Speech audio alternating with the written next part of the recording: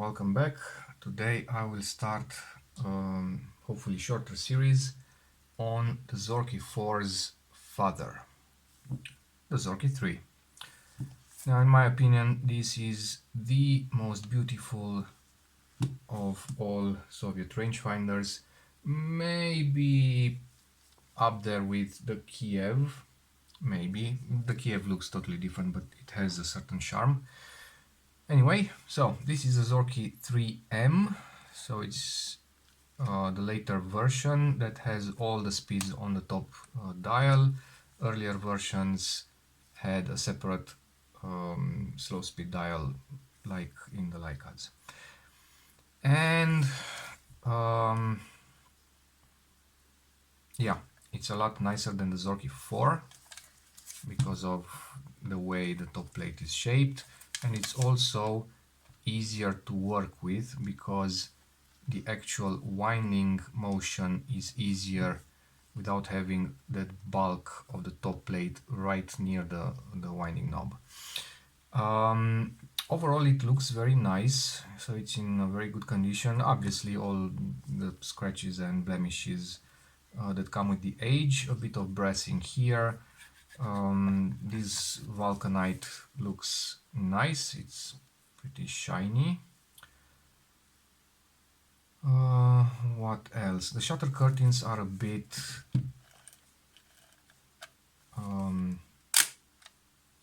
worn, so lots of cracks in the rubber layer, but the winding motion is quite smooth, so I'd say a lot smoother than other Zorki 4s that I have worked with. You see all these creases in the curtain. It also feels quite hard, so the shutter curtains must go. Otherwise, let's see, this is a fifth of a second.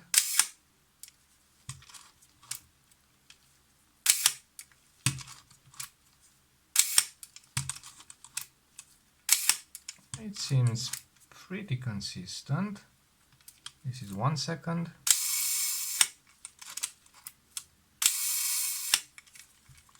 Alright.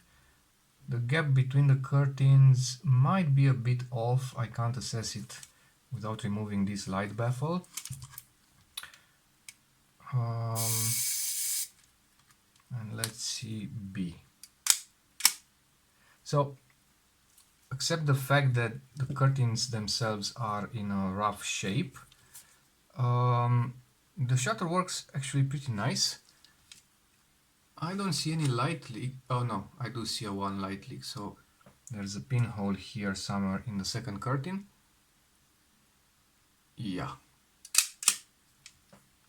But otherwise looking nice. Now I'm going to test it for 1000, so I'll just turn off the lights for a bit.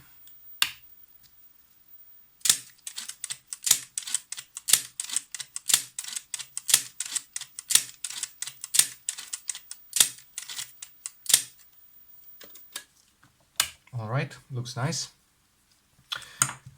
Okay, so one more thing. The viewfinder is a bit hazy, but it's probably down to all the debris on the viewfinder. The diopter adjuster lens is a bit wobbly, as always in these cameras.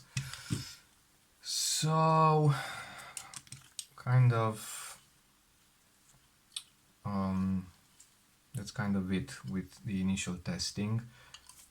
I could also test the working distance.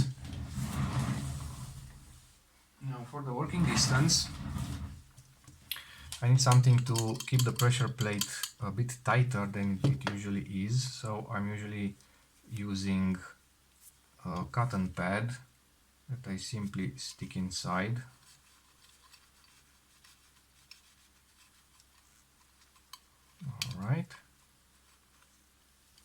Let's see if it works.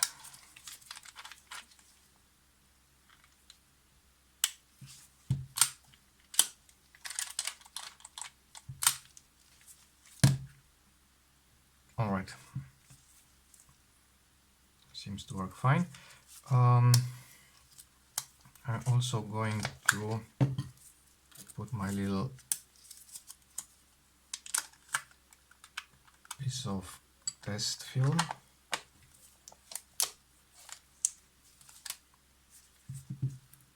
All right, and get my caliper. Oh, it's quite off. So it reads 28.73. It should be 28.80. In this corner is 2870, 2860, 62, and 72. So the working distance is quite off. That means that the focusing shifts from the film plane, and automatically that means that it, even if you have the rangefinder adjusted correctly, even if you get a proper focused image in the viewfinder, you will not get a properly focused image on the film, so you'll have a slightly out of focus image. That's all right, we'll fix that when we get to the adjustment phase. But before messing with the actual adjustment, I will test the focusing on the film plane with its lens. So it came with obviously a Jupiter 8. Probably the first variant of Jupiter 8 is the one with the double helicoid, and the lens is matched to the camera by the serial number. So it's a 55, the first two digits. So both camera and lens were made in 1955. Now, if the camera focuses correctly with that lens, then I will leave it as it is, because I don't really have the means, the correct means to adjust or to collimate the lens. What I could do, I could try to shim the lens, so modify the little spacers inside so that it focuses correctly on a good known body. So probably on my Fed 2 that is quite there at 28.8. And I would have to make my own custom shims for the lens in order to get the lens to focus correctly on that camera, and then adjust the working distance on this camera. It's quite tricky to do, and quite easily you can quite easily make errors. Now this is sort of a shim, so it's made from cardboard box for food, or ordering food, and it has the correct dimension, I think, for the Helios, so M42 mount. See, it's a lot bigger than what would be needed for the M39. All right. Now, in theory, there's not much difference between this camera and the Zorki 4, since it's pretty much the same. Let me cut this in half. So I'll make a little patch and I will measure it again, just to make sure that it wasn't a matter of over tightening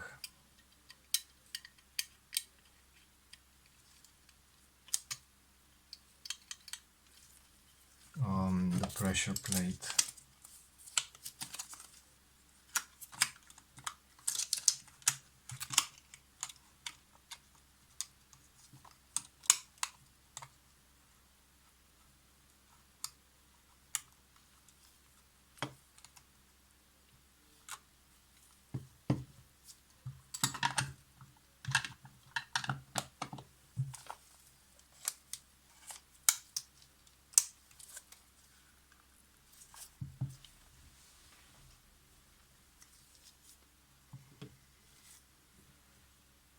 there is a difference. Now it's 28.7. It was 0.6 if I remember correctly. And this is 28.79. And this is 28.72. 67 and 76. So that's how easily you can mess things up if you are not careful when making these adjustments and these measurements. What happened was that the cotton pad, it was rolled in half, so it was thicker than usual, and it popped the pressure plate out of its position. Now if I put the pressure plate back without that cotton pad, and this is just an experiment, I'm curious what happens. Okay, the film is back.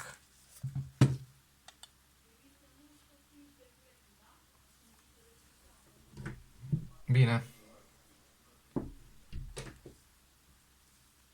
Now if I push down on the pressure plate with my finger, it moves easily. And that is a problem if the pressure needed to push it down is less than the pressure exerted by this pin. Obviously the pin will push on the pressure plate. Now if I measure it, it says 28.8. So before it was 28.7. That means that difference of 10 microns was the difference in position of the pressure plate. So while the pressure plate was held back by the cotton pad, it was registering working distance with 10 microns smaller than it is now. And that means that the pin of my caliper is pushing down on the pressure plate for that amount of 10 microns. I'm not 100% sure that what I'm doing is, or the way I'm doing it is the correct way, but this is what my logic tells me. So if I was to judge things like this, so simple pressure plate, nothing behind it, and a film between the pressure plate and the rails, I would say that it is bang on. So it's 28.8. If I'm measuring here, it's 28.87, so out of spec in the top right corner, 88 top left corner, 88 bottom left, and 78 bottom right, which means that the readings are not consistent for a lens mount that is tilted, but it's more consistent to a lens mount that is flexed. So these 3 points are higher up than this point or the center, or it could be simply tilted all the way like that. I will see. We'll see how what's what when we get to the adjustment phase, and I will see if I can actually replace this pressure plate with another one.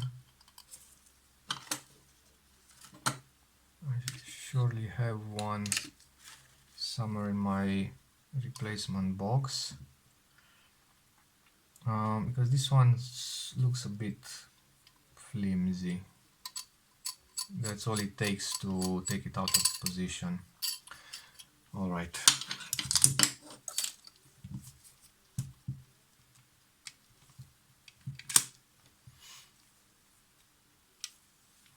Looking at the camera from here, everything is super familiar. So everything screams Zorki 4, except this guy here. which looks very much like those in the Zorki 1 and Fed 1. Obviously it has this lever, so it has the swing to B to release, and that means that right now this one moves freely, this one can move back, so you can rewind the film. Otherwise, the braking system, the number of gears, everything looks super familiar. All right. I'm going to just remove this and the top plate.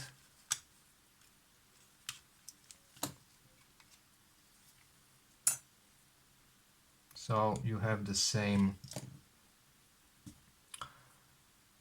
I have lost my tweezers. I think I left them somewhere else. Anyway, you have the same locking nuts, the same brake. This is sort of a brake as in the Zorki 4.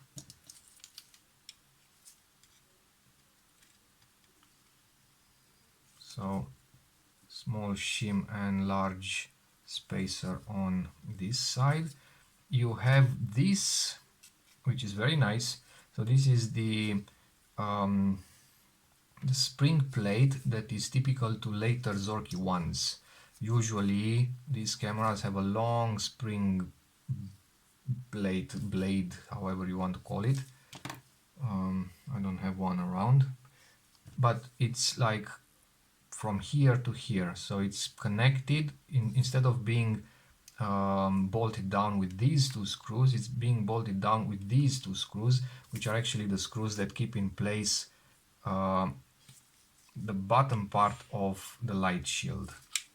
So this one is nicer because obviously you can take this off and put it back without messing with the spring, and vice versa. And this shouldn't be here. This little tip should be somewhere around here. If it's here, it's not breaking anything.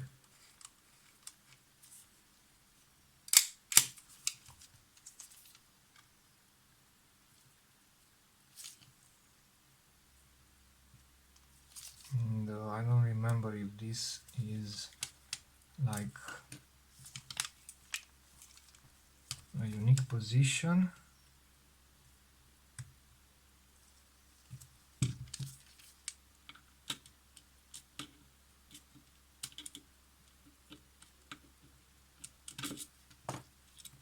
Yep, it's a unique position. That is a bit weird.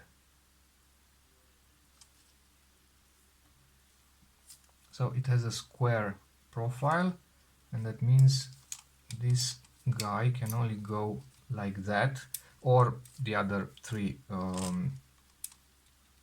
options, but this is the only one that is close to being correct. And the position of the square profile is given by the main shaft, and the main shaft can't really be in any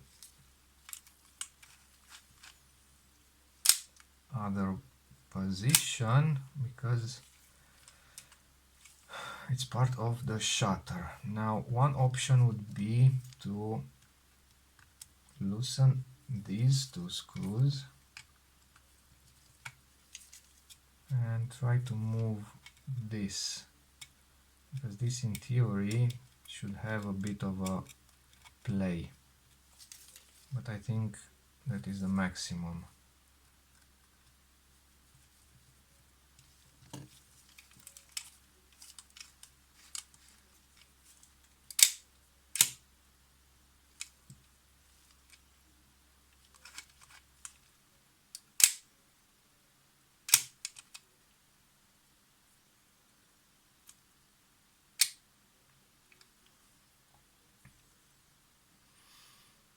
we'll see.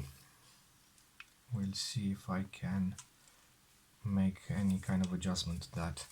All right, this one moves kind of easily, so I'll have to fix that. And that's about it. All right, let's remove this little top plate and see what's underneath it. I'll set it to, it's on, no, it's set on B, it's all right. So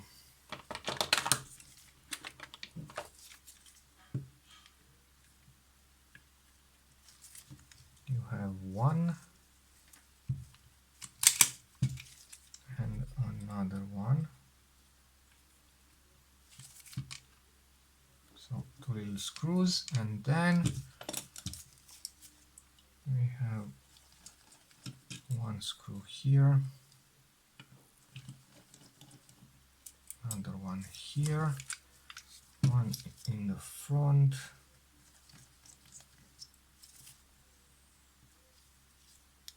this one is from the vertical adjustment, the horizontal adjustment of the rangefinder, so it doesn't matter.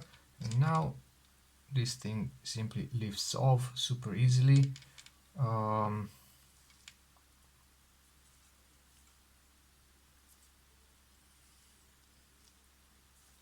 There is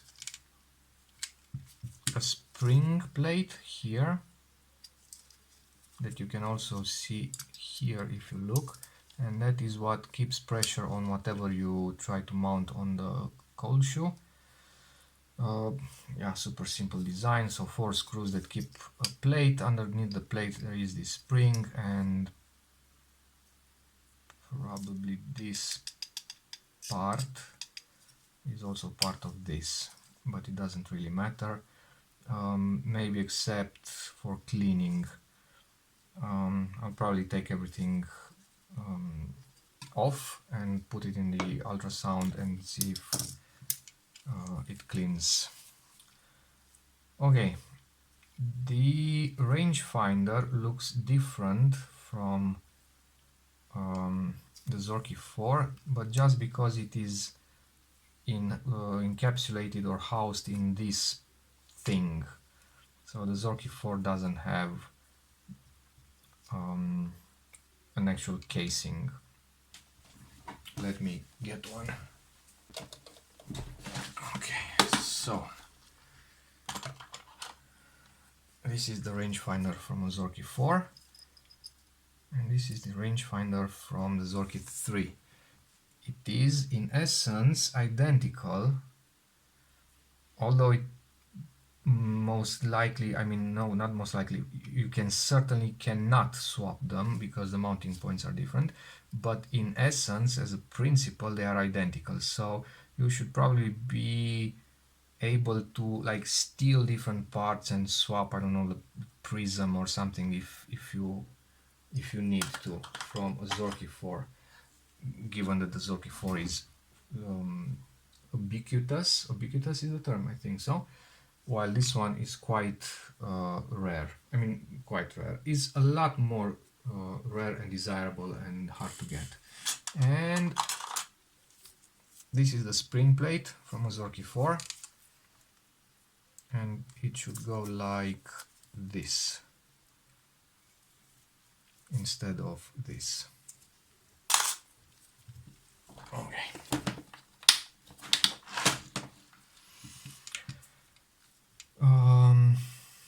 The slow speed escapement also seems to be a bit different in design. I think I've got one of those two. Yes.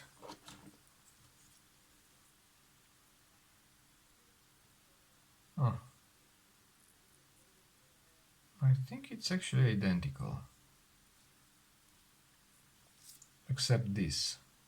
So this one doesn't have like the pointy end, but they probably are swappable. I don't need to swap them because I've already tried this one and it works super nicely. It looks very clean, so I'll probably just relubricate the pivoting points instead of taking it apart or cleaning it more aggressively.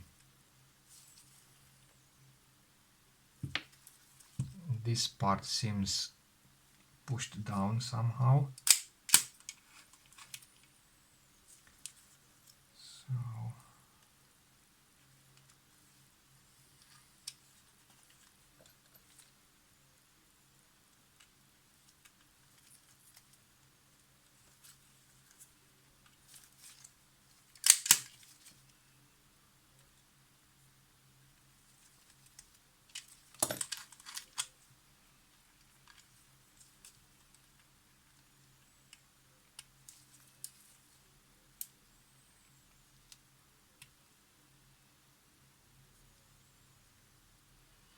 this is 1/25th. If things are similar to Zorki 4, so it's the last slot that goes all the way through the control disk. Next one is 1/60th, then 15, 8, 4, 2, oh no, this is 1, this is 2, so I have 1, 2, oh, this is the old sequence. This is the old sequence. So 1 is this. This is 2. This is 5. 10. 25th.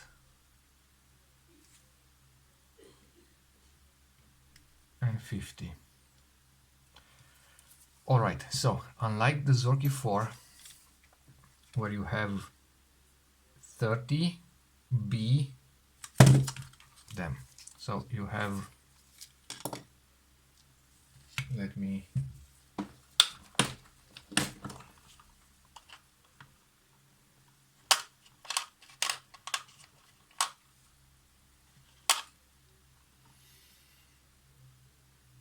don't I have one? I thought I would actually have one. Well, I guess I don't. Or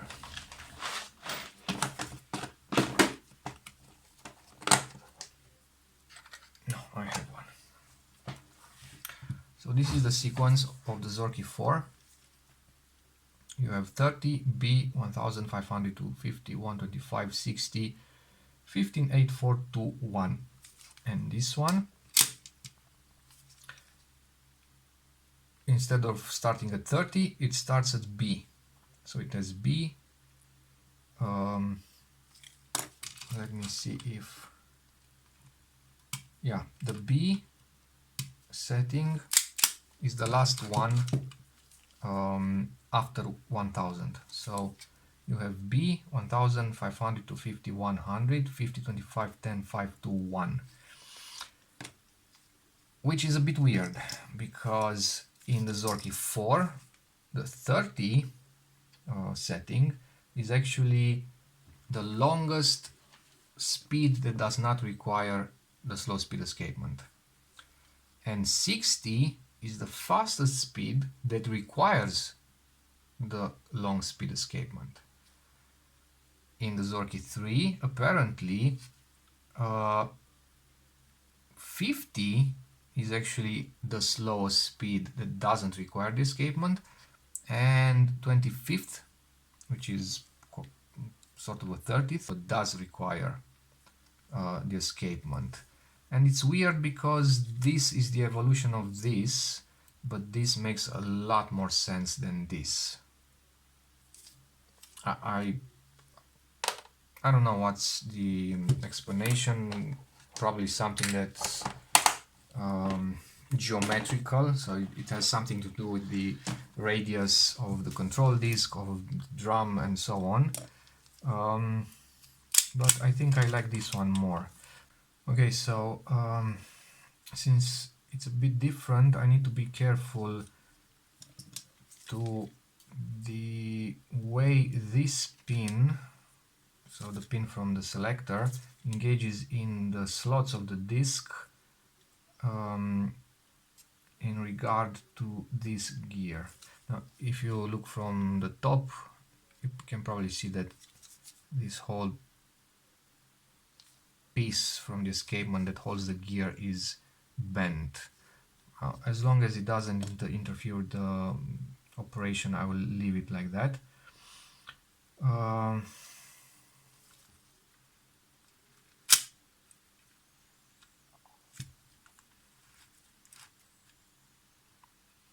And it was probably bent because otherwise it wouldn't have engaged in the with this gear.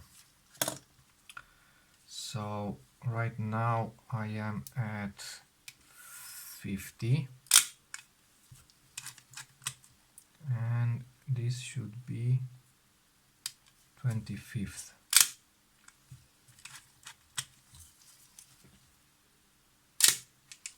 It certainly looks like 25.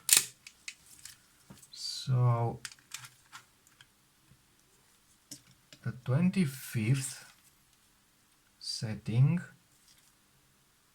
does not involve the slow speed escapement because there's this gap, so it does not touch that pin. The next setting, which is 10, I think, yes, 10, that one involves the escapement, and it's a bit finicky, so sometimes longer, sometimes shorter. It will probably get better after I lubricate the escapement. Alright, now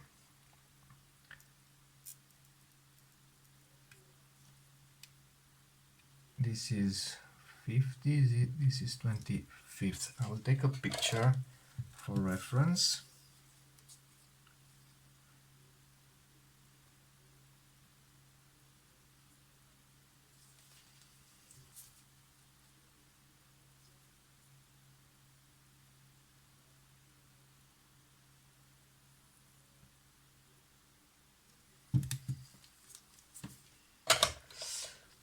Okay.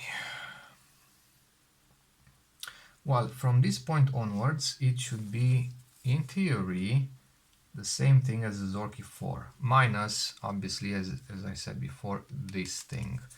That thing usually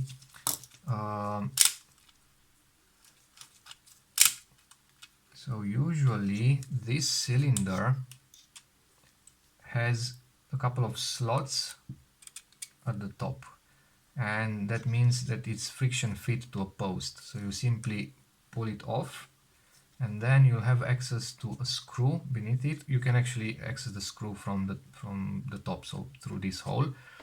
The screw, I think, was reverse thread, I think, but it doesn't really matter. The only problem is that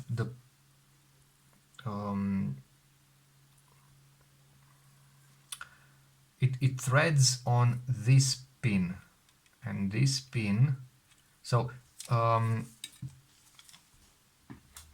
the screw is regular threaded, so you screw it by turning it to the right, but this pin will unscrew when you screw the one inside the cylinder. I don't know if it makes sense.